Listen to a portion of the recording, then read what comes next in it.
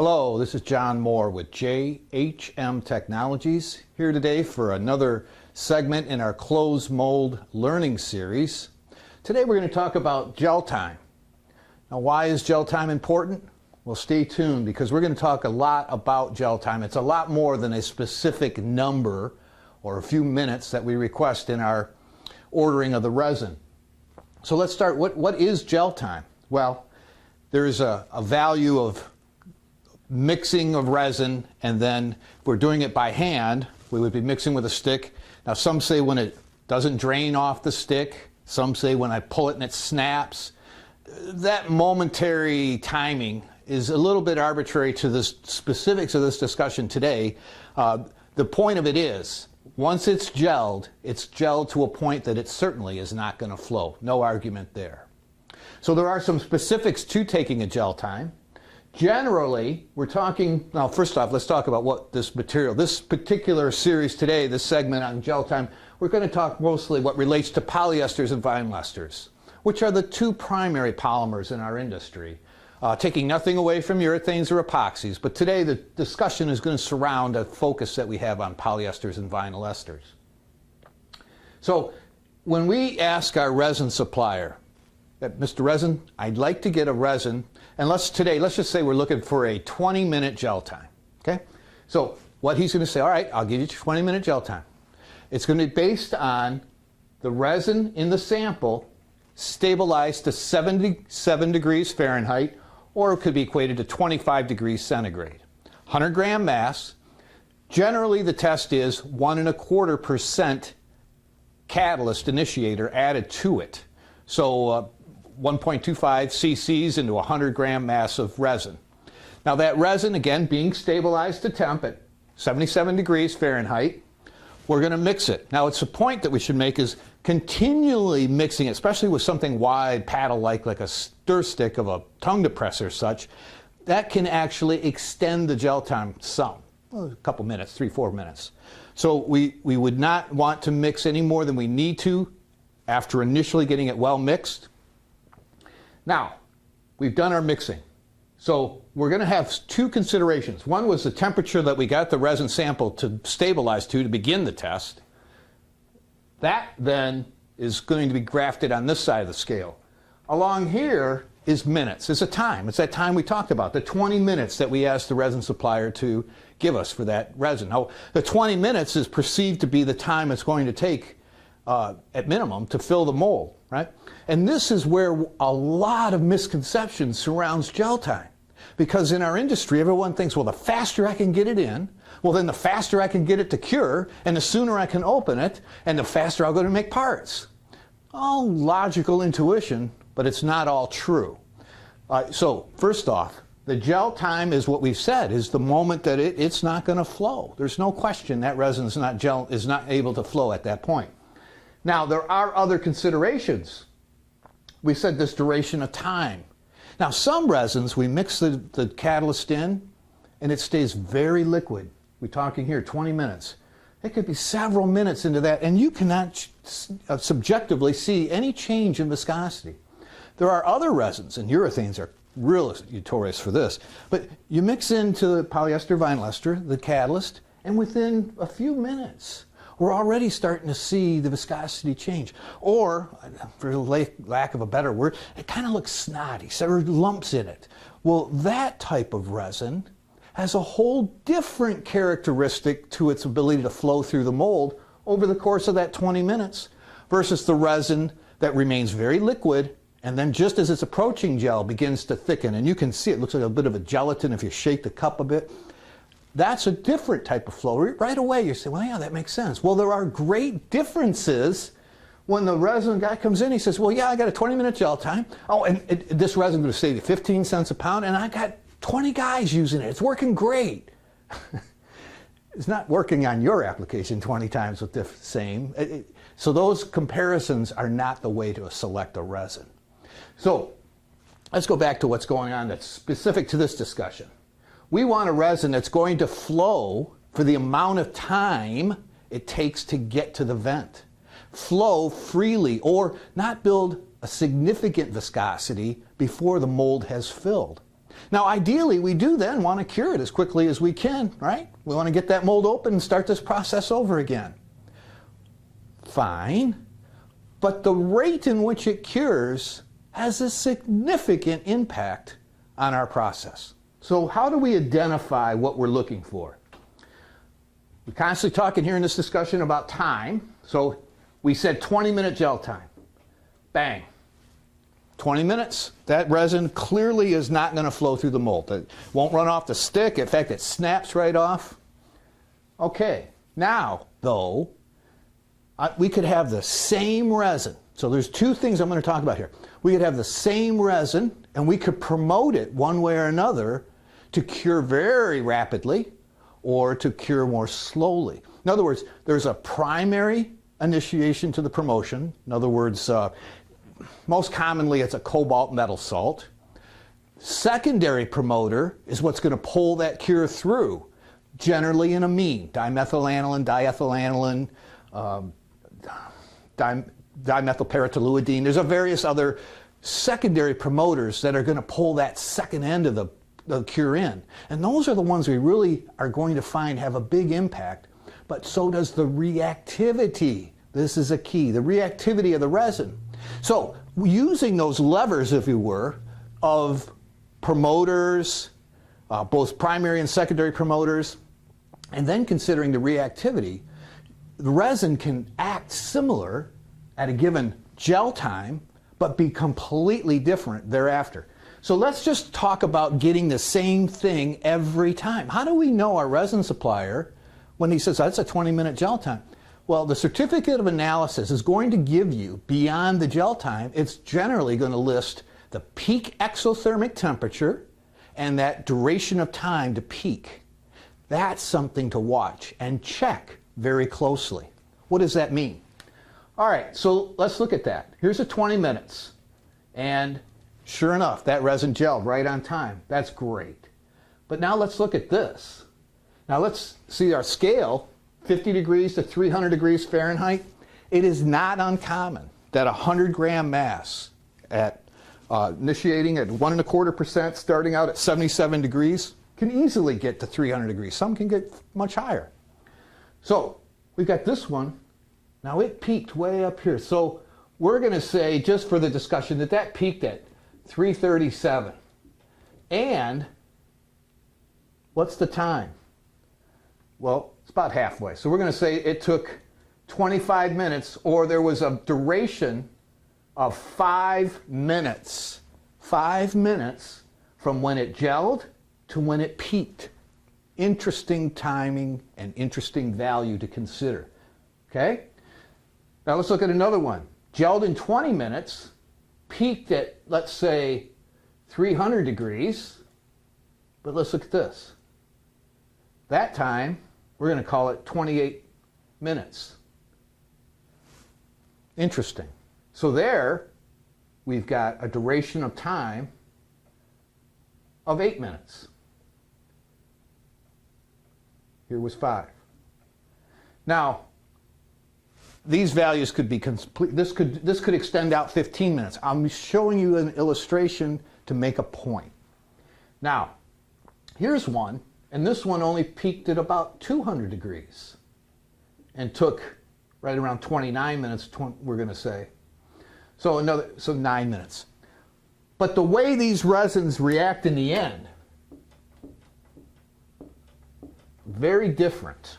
So we have there, we have this blue one, it's triangle of time, and then the purple one, this is going to get a little busy, so we're not going to fill it all in like that. Its time is here, right? So why does this matter? What's the difference? All right. Well, first off, we're looking for consistency. So whenever we get a batch of resin, it's important that we run our gel time, starting out with the same size mass, typically 100 grams, at the same temperature, and we're looking for the gel time confirmation. We're looking for then the peak exothermic temperature the sample goes off to, and we're looking at the time it took to do that. Now why? Well, look here, 20 minutes, They're all common the same at 20. But look how fast that one went up to 337. It's like a rocket. So you watch that if you're using a digital thermometer, the numbers are just rolling, kind of like we buy gas. So now, what does that do to the mold? Well, it's going to cure it fast, right? Yes, it's going to cure the resin very rapidly. Very rapidly. That's good. Not necessarily for the mold, though. Now, generally, we're discussing here is soft tooling, composite molds. So think about that mold surface. You've got tooling gel coat, you've got a laminate right behind the tooling gel, and that laminate behind the tooling gel is a given thickness. And composites by nature aren't quick to absorb temperature change. So they don't absorb heat, nor do they give it up real easily, not in compared to other materials. So we've got this mold surface, the tooling gel, seeing a very rapid increase in temperature. So the gel coat on the surface is trying to expand, but the laminate behind it hasn't heated up quite yet, so it's a little behind in moving and expanding. So you're building stress in that tooling gel. Results? Microfractures, cracks and radiuses. You start to see deformation of that mold surface. It gets distorted. It can be short and long-term waviness, but nevertheless, that mold is starting to take its beating. And that's because of how fast we're sending that heat to the mold surface. Now that heat could just be, from what we're talking about here, can also be inaccurate tooling, molds being opened up too much because of hydraulic pressure, and we're thickening, having higher resin content, so there too is adding to the exotherm. And well, that goes back to those resins that are thickening as they're filling. Ones don't recognize the concern that has, and it's going to get into what we're talking about here in a minute when we look at the results. But let's carry on back to here. So this resin went to a high exothermic temperature and it raced to get there. This would be a concerning resin in most applications when we're using soft tooling. Now, what's the second one? Well, this curve, we got up to 300 degrees. And for this discussion, let's assume that a 300 peak exotherm was plenty to get a good cure in that sample. We had a nice slope to the temperature change. That resin's what we had worked, and we're talking about here is selecting and then checking a resin. Selecting in the beginning. We've got a new application, we're evaluating resins, we're looking for a resin that's going to suit us for our surface quality, our mechanical strengths, heat distortion, corrosion resistance, but more importantly, in the end, not taking anything from those concerns, is how does it flow through the fiber as we're filling the mold? Because if it's thickening in viscosity, which is not generally part of the specification on a certificate of analysis, well, if it's thickening, then we're actually going to have higher pressures pushing that resin as it's feeding into the mold. We're going to increase the hydraulic pressure. We're going to start to open the mold. If we open the mold, now when we've worked so hard to build an accurate tool, we've lost that accuracy by the mold hydraulically opening up, which allows the resin to flow freely, and it's by the geometry of each part, it's going to flow differently. Well, the point is, once you open the mold up, it loses that control on the flow front. So that's something that's very concerning. That's why we need two things. One, we need to keep that resin liquid, as I keep saying, but the second thing is we want to control the speed in which we put the resin in. We surely cannot control this process by pressure. Well, we tried that ourselves. We were on that, you go back 2003, we're the front cover of the magazine, composite, with the ACMA magazine back then, talking about how we controlled that with our removable skin tooling. We dropped that patent. It's useless because it works, but as you get into it deeper, putting a sensor in the mold or a sensor at the end of the mix head, then we're trying to control pressure feeding the mold, we're defeating ourselves. We're not going to make it. We want to control the speed we put the resin in. How that resin, that mold can only accept the resin at a given feed rate. We watch pressure because what would that tell us? If we're feeding the resin at a known rate, specific, so take a standard 1/8 inch laminate, putting in 25, 28% by weight of typical fibers, which is very common. I was using some simple examples of the common. Putting it in about 1.2, 1.3 liters a minute, we get very consistent fill. Thicker parts, we can put it in faster. So we can offer you information that says, okay, based on the resin viscosity of the fibers you're using, here's a speed in which you should be feeding that mold. You're going to find the mold stays consistently closed. All right, so now if we were checking our gel time and we're working with a resin that doesn't build viscosity, and all of a sudden it starts to create resistance on the flow front, we're feeding it, like we just used that example, 1.2 liters a minute, all of a sudden our pressures start going up, well then we can identify that there is a change in the mold parameters. There's something going on in that mold. So we've got the wrong fiber in there, the resin's pre-gelling, what have you. So that's the reasons that we use the flow rate concern.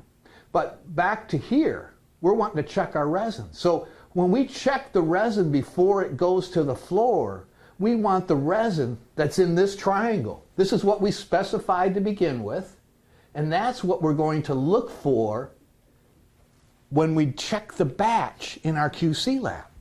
You say, I don't have a QC lab. Well, you should have some sort of bench that when the resin comes in, you're going to check resin viscosity, and there's simple ways to do that on your own. And then there's ways to check the gel time, which is what this is about. So checking it, bringing the resin to the given temperature. Now, once you've settled that the resin that just came in the door is within spec, stamp a sticker on it saying that resin's been checked, that's great. It goes to the floor. You can use for your own purpose on the floor. For instance, on our machine, you take an RFID tag, you put it on the remote control, you hit start. It's the RFID tag for a cup shot. First thing you do in the morning. Machine goes into recirc, warms just the resin in the lines, and does a cup shot for them. Starts the day. Every day you should be doing a cup shot. And that cup shot's not necessarily at 100 grams, and generally it's at a higher temperature, 90 degrees is usually what we've got it set at. But back to this. We're wanting to be certain that we're getting the resin in the same reactivity every time. Now, peak exotherm, time to peak is what we're talking about. We're talking about gel time, we're talking about the resin flowing, and those are the critical concerns. Now let's talk about why does that matter to us in the mold. Well, I have mentioned that resins going off very hot, very fast, stress that mold. I've talked about resins that pre-gel or begin to thicken rapidly before they gel, causing hydraulic concerns in the resin flow and often opening the molds up, which is a very common problem. But one of the most common problems we hear, we field a lot of tech service calls each week for molders around the world, literally call up and they're having one problem or another with their molding operation and they want to talk about it and get some input. Most often it's dry spots, or it's air entrapment in radiuses, or even on subtle changes in part surfaces, they're getting air entrapment. Well, think about it. If that resin's pre-gelling, and I don't mean pre-gelling so much that the stick will snap or it won't, but thickening much more than they recognize, well, then you're going to have dry spots because the resin is flowing and mold's opened up. So now the resin, well, I don't need to continue filling that pocket. I'll just flow down here and I'll get myself to the vent and I'll be done. So this gel time has got to be checked. And you know, the interesting thing I'll ask once I call up, I said, well, what's your gel time? Well, I haven't checked it. They haven't even checked for the 20-minute gel mark, let alone peak or time to peak. That's not something that's checked most often. Well, I ordered the resin, it comes in. Interestingly, and I want to make sure I say this, the resin companies do a darn good job today. Interestingly, they are most often on track. What you originally ordered, in other words, very beginning, new application, hey resin man, I've got a new resin or new application here, I want a resin, what do you recommend? What they recommended is generally what they are going to continue to supply you, but it will change. It will change, and you must catch that. The second thing is that we want to be sure that what we're ordering isn't based just on a time. It's based on the whole characteristics of how that resin cures. Those are the points I'm trying to make. Now, when we get down to the end results, I've alluded to the dry spots and entrapped air. Very common problem. I'll walk into a shop and I'll say, oh my gosh, you look at the part and it's obvious, I think, but they don't always see it. The resin clearly was pre-gel. Sometimes you can see a pre-gel so vividly that it's obvious the resin filled and then more resin flowed over the top of itself. You can tell that there's resin cured over the top of previous resin. That's an obvious pre-gel.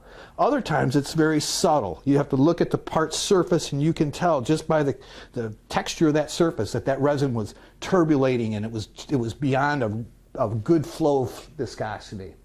We've talked about mold stress and cracks. Very common from these peak exotherms and rapid spiking in gel.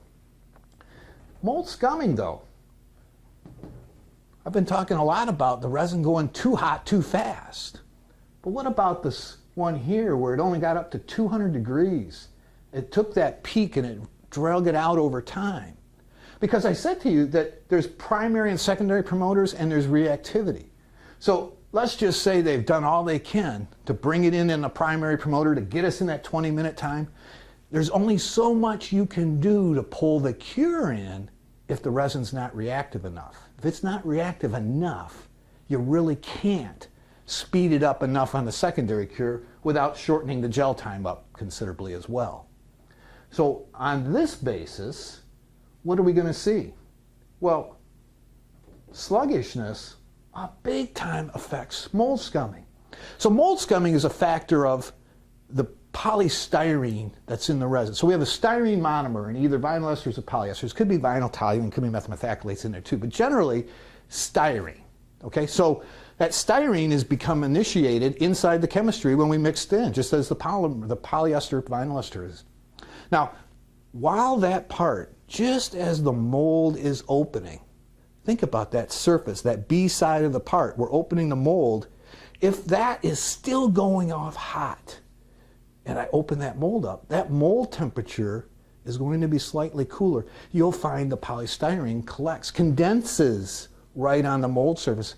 I say that to ones, they go, you know, that makes sense. I've seen it just rolling off the mold like liquid. Just, yeah, it's the polystyrene that condensed on the mold, and you can actually see it in liquid form. But generally, you don't see it quite that vividly. You'll see it build up, and then it'll start to build up. Well, then the molding operator, he knows how to cheat. He puts a little blue wax on there and away he goes. Then that carnauba wax and the polystyrene mix and you get a really gritty surface buildup that continues to degrade the surface of that mold. So mold scumming can be from a sluggish cure. It can also be from opening the mold too soon. Now we're not going to talk about that in this video, is how to know exactly when to open the mold. But to rely on the tube break or the tube bend and then the resin not going back together, not the best way to know that's when to open the mold. Now we'll have another video on just that.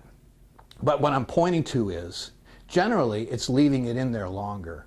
Normally. I went to a marine account recently, and while they had a lot of things that they should be doing differently in the closed mold, one thing is their molds looked pristine. And I'm talking, they're making 80, 90 parts a shift. I mean, these are a lot of small parts. But the one key characteristic is they left that mold closed. They left it closed 1 hour. And the chemistry of that resin and what they were doing, it was cured well before that. If they were going strictly by bending the tube, it'd have been far sooner that operator been over there trying to lift the lid off. It was just a practice they had, and that practice was well beyond the cure time. So most operation was, oh no, it's not right. Well, their molds looked good. They really did.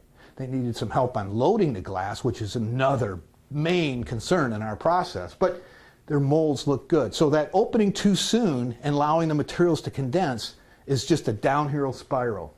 Now surface finish, if it's curing too rapidly, especially in radiuses, you get the heat shrink, especially if it's inaccurate, especially if the mold's been lifted during injection and you're thickening it, so now your resin rich even more so in the corners, then you're going to see that surface distortion. But if it's sluggish, you won't get that profile either. If you look at the part surface, it's just not as pristine as it could be. So this gel time has a major impact on entrapped air, dry spots, mold life, mold maintenance, scumming, and surface finish, just to name 4 primary things. So in summary, we not only want to check the gel time, we want to check the peak exotherm and the duration of time that peak occurred. We want to record that for every batch, and we want to have made our original mold resin process application, all this coming together, that resin that we spec'd in wasn't just because allegedly 20, 25 others are using it. It was because it gave us enough time to fill the mold. It didn't spike the temperature and cook the mold and crack it, but yet it cured well enough that we can make an overall process operate day in, day out, like thermoplastic injection molding. You know, that's the whole point, friends. We can, with some coaching and engineering on your process, get you to consistency every day. Be it equipment, molds, or coaching, we're here to help. This is John Moore. Thanks for listening.